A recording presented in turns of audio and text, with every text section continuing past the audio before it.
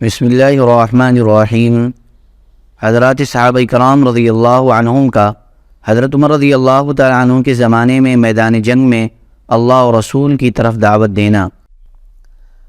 حضرت سلیمان بن بریدہ کہتے ہیں کہ جب امیر المؤمنین حضرت عمر رضی اللہ تعالیٰ عنہ کے پاس اہل ایمان کا لشکر جمع ہو جاتا تو ان پر کسی صاحب علم اور فقیہ کو امیر بنا دیتے۔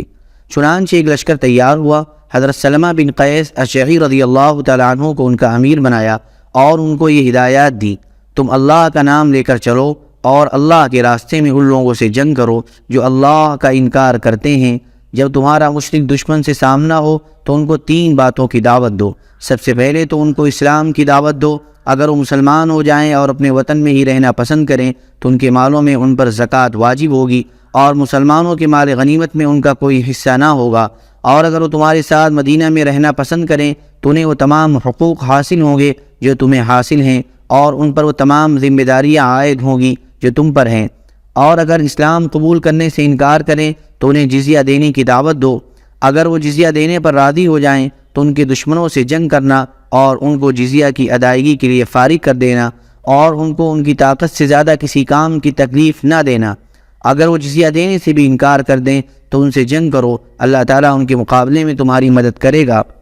اور اگر وہ تم سے ڈر کر کسی قلعہ میں خود کو محفوظ کر لیں اور وہ اللہ اور اس کے رسول کے حکم پر اترنے کا مطالبہ کریں تو تم ان کو اللہ کے حکم پر مت اتارنا، کیونکہ تم جانتے نہیں ہو کہ ان کے بارے میں اللہ اور اس کے رسول صلی اللہ علیہ وسلم کا کیا حکم ہے، اور اگر وہ اللہ اور اس کے رسول صلی اللہ علیہ وسلم کی ذمہ داری پر اترنے کا مطالبہ کریں تو تم ان کو اللہ اور اس کے رسول صلی اللہ علیہ وسلم کی ذمہ داری پر مت اتارنا بلکہ ان کو اپنی ذمہ داری پر اتارنا، اور اگر وہ تم سے جنگ کریں تو تم خیانت نہ کرنا اور بدعہدی نہ کرنا اور کسی کا ناک کان نہ کاٹنا اور کسی بچے کو قتل نہ کرنا۔ حضرت سلمہ رضی اللہ تعالیٰ عنہ کہتے ہیں کہ ہم چلے اور مشرک دشمنوں سے ہمارا سامنا ہوا،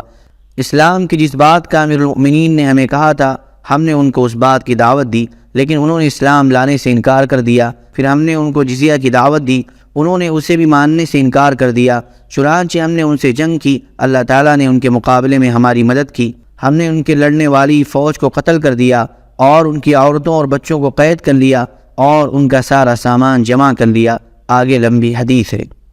حضرت ابو امیہ کہتے ہیں کہ جب حضرت ابو موسیٰ اشعری رضی اللہ تعالیٰ عنہ اصفہان پہنچے تو انہوں نے وہاں والوں پر اسلام کو پیش کیا، انہوں نے اسے قبول کرنے سے انکار کر دیا، تو پھر حضرت اشعری رضی اللہ تعالیٰ عنہ نے جزیہ ادا کرنے کی بات ان کے سامنے رکھی تو انہوں نے اس پر ان سے صلح کر لی۔ رات تو انہوں نے صلح پر گزاری، لیکن صبح ہوتے ہی انہوں نے غداری کی اور جنگ شروع کر دی۔ حضرت اشعری نے ان کا مقابلہ کیا اور جلد ہی تھوڑی دیر میں اللہ تعالیٰ نے ان کو کافروں پر غالب کر دیا۔ سبحان ربک رب العزت عما یصفون وسلام علی المرسلین والحمد للہ رب العالمین۔